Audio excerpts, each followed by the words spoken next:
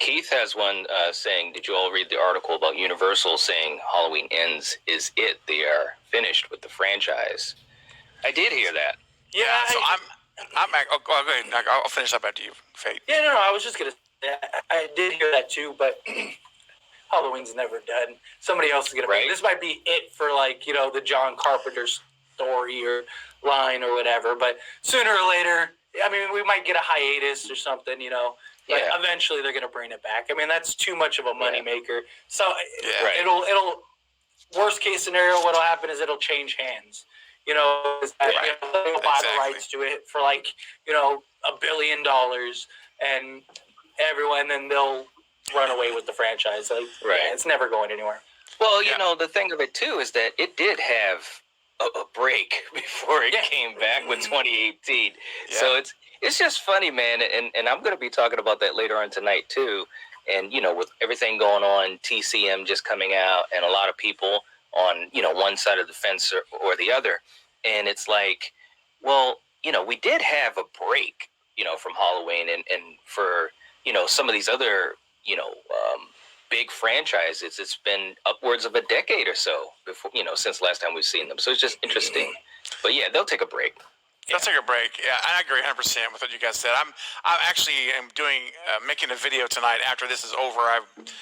I'm halfway done with it essentially right now, and I'm going to post it either late tonight or it'll be first thing in the morning. But it's on that very topic, and I've got some quotes from John Carpenter. I've got quotes from Jason Blum.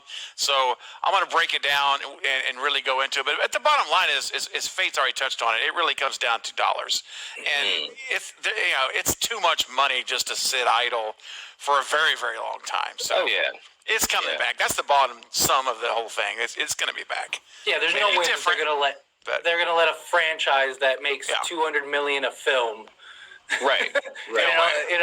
just not do anything, like, you know, for forever, you know. Absolutely. The real question, though, to kind of add on to that, I'd love to hear your guys' thoughts. Is does this mean that they'll actually kill Michael? What are your thoughts, Knight? Well, you know, I've kind of talked a little bit about that, Stephen. We talked about that on your channel. I've talked about it on mine, and I'm sure it'll be talked about as we get closer and closer. I have a feeling, if I'm going based off of what Jamie Lee Curtis said, okay, which could have been a misdirect, so I'm just going to put that out there. She said that we're going to be upset, you know, with this movie. Something tells me that maybe Michael isn't going to die, or maybe it's not going to be definitive. It might be left up in the air, and she's going to die, you know. And I think for me, even as a fan of the franchise, that would be pretty upsetting to me. It's like, what? We just went through these three movies, and this is the arc for Laurie Strode. That's just because I'm a big fan of Laurie Strode. I might still like the movie, you know. But anyways, that's what I think. If Jamie Lee Curtis was telling the truth, and that's kind of where my thought process comes from. So, what about you, Craven?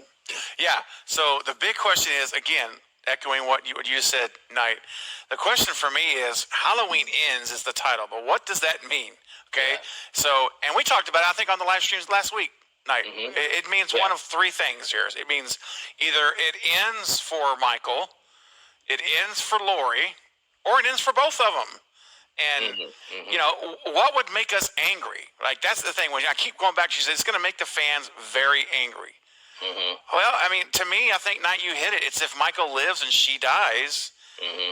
You know, and I mean, that. What else could it be? I mean, I guess it could be the way they die. Maybe it could make you angry. Like if it's the way they kill Laurie, like I've talked about before with the whole radio tower thing. I mean, if they don't do it well, I'm not going to like it. I want to be very upset. If she dies, though, in a way that makes sense and that's done executed right, I'll be okay with it. But if Michael walks away and Laurie's dead and the movie ends, dude, come on, man. That's all I can say to that. I can't. I'll be so upset. I'll be very angry. Yeah, that would upset me too. But something's going to end, guys. Either the movie, it's either Michael or both of them, or one of them. Dan. Like you guys said, it depends on what ends means. You know, like did they title it Halloween Ends because it's the end of the franchise, like they want it to be? You know, now that information's out, or is it because somebody's gonna die. Yeah. In the same breath, could it also be that it's called that the reason Jamie has said that people are going to be upset is it because maybe there is a definitive death to Michael? Because I think that would upset a lot of people too. Like we're all kind of on the consensus and on the lines of like I would love to see a film where Michael finally dies, but that hasn't been Halloween really ever. I mean, and one of the big things back when H2O happened, there were a lot of people that were upset that he was beheaded. Like that was a thing. Like people were mad about that. And so what if that is it? What if they actually do give Michael a proper death and that's what they think? Whether that actually happens and people are upset or not, that is yet to be seen. But that could be something that she's thinking, like, hey, Michael's going to die in this film. It's going to piss off a lot of people. Maybe that won't be the case. And she'll be wrong. But, it could. I think a lot of people, because a lot of people look at Halloween as Michael Myers, more so than Jamie. So that's the thing. I mean, if there might be more, for all we know, given the broad scope of the audience, for all we know, there might be more people that are okay with Jamie dying rather than Michael and want Michael to live. Well, my experience with H2O, I mean that was yours. I don't know about yours too, Stephen, but my experience with H2O is people cheered when she chopped off his head. I cheered. I was one of them. Because I didn't. I'm not talking about theater reactions. I'm talking about like the reviews that came out, the critics.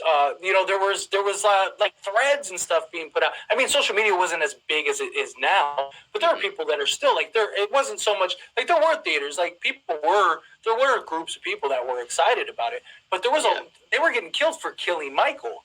And then the whole contract thing came out and stuff. Like that's how that all became public information because people were upset about it. Like, but I don't know. Like I said, it could go either way. I mean, it's all speculation at this point. I'm just trying to see it from maybe the other side. Well, let me ask you this: what are y'all's opinions? I mean, personally, Knight, and they'll go in Fate, then I'll answer mine. What would you feel like if Michael is killed definitively? I mean, like sawed in half, organs thrown out. I mean, it's dead. He's dead for dead's sake. What would you feel, Knight? Would you be happy or would you be upset with that? If it's executed in a really cool way, I could see myself like, wow, all right, they did it. Like kind of like with H2O. I think that in that moment, of course, we know what happened afterwards with resurrection, but in the moment with H2O, I think it was executed pretty good, and Jamie Lee Curtis got her little moment where she could have that look and then just kind of go for it. Bam. So if it happens in that type of fashion and it's executed correctly, I'll be fine with it. Okay. Because I know, look, man, I mean, Steven, you know me, man. You can't kill the boogie, man. I mean, yes. Come on, we know he'll be back. I mean, he'll be back, of course. So. Fate, what about you, man? Would you be happy if he dies on screen, or does it matter to you? I mean, it's not... In the grand scope of things, I think it's irrelevant because he's never really going to die. There'll just be a new timeline or a new branch off or something. Like, would it be cool to finally see him die? Like, yes, I think it would be. But I want to see some, like, epic death. Like, I don't want them to, like, stab him and he, like, falls off the tower and then that's it, he died. Yeah. Like, I want to see him explode. Or, that's what I was saying, ripped in half. Yeah, like, something crazy. Like, like, I want to see something, like, over the top. Like, what's going on? I want something, like one definitive, especially if this is supposed to be the end of the franchise, at least the John Carpenter version of Halloween, then which I believe it was to begin with, because I mean Jamie Lee Curtis said from day one that this would be the last time she ever reprised this role, so that right then and there that tells you this is the end of that franchise. But it was funny too though, because she said, and again this could all be misdirect, but she said, I'm not necessarily saying that I will have a death in the movie or something like that. I'm paraphrasing. Something along those lines. She was just saying, that this is it for her. Like, regardless, whatever happens to her character, she doesn't want to play Laurie no more. Which makes sense. this has been her, her gift and her curse in many ways. But definitely more gift. No, it's definitely just my opinion. Even her Instagram post where she said how she woke up, and I made a video on it like a couple weeks ago, right, where she talks about how grateful she is. Like, she woke up this morning realizing that for 44 years, which is just has played this character, and she's like, her dreams are my dreams, her nightmares have become my nightmares, and she's like, I'm so grateful to everyone who's given me the opportunity to work for all these years with this character, and she would, but it sounded like someone who was having that realization moment where it's like, it's over now. I'm reflecting on what was, and like this was coming to an end. That's the feeling I got from it. It was very age too. Like once you realize, like, a lot of things that you resent, because there were resentful moments through Jamie's career, like for this role. I mean, she's relayed that in the past, but as you get older, I mean, it's just like artists that have like that hit song. Like a lot of artists. Hey, Alex, how you doing? What's up, man?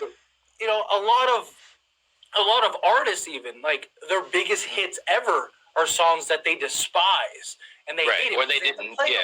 But then they reach this point in their careers and they look back and they realize, like, it's usually once your career's pretty much done.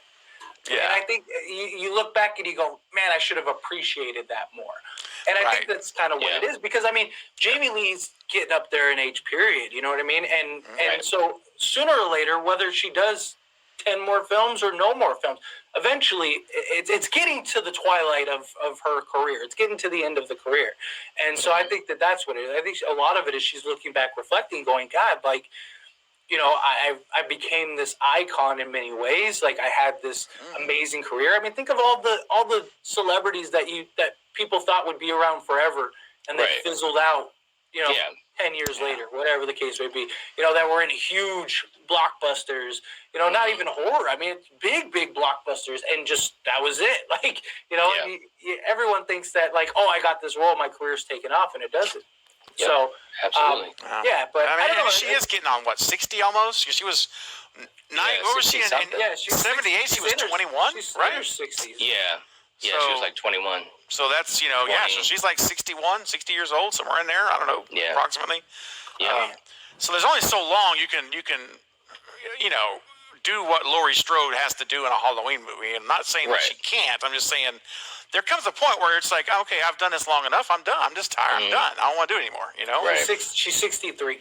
Oh, wow. There you go. Yes. So I mean, so that's what I'm saying. I mean, she's getting up there, and it also depends on, like, because the way Hollywood is, once you reach a certain age, those roles that she's accustomed to, they go away. They don't want somebody in their 60s, whether you think that she could do it or not. It's just how Hollywood is, So you're saying she can't be in True Lies anymore in the sequel? Yeah, exactly. That was a fun time. That was a time right there. Literally. I mean, she's not going to be able to be the action star or the or the final girl character anymore. Can I say something too, just to piggyback off that? When I saw that scene, the scene I'm talking about. Oh, I know the scene. I was like, wow, Jamie. I mean, and not that I had never, seen that type of side of her or knew that she was so sultry, but it was like right there in front of you. There's no messing around. And it's so weird because she always was this innocent, naive type. You think of her as Laurie Strode in '78, as I do. Yes. And in Terror Train, and this very young, naive, very innocent type. And when that scene came on, I was like, oh, this is a whole new side of Jamie Lee. I've not ever seen this before. Look at Randy and Scream. She didn't say legit, so she went legit. She went legit. He was right. He was like, and this wasn't Trading Spaces. This was a whole other level. This was very intentional. But then once she went legit, then it became easier to do that. But all right, man.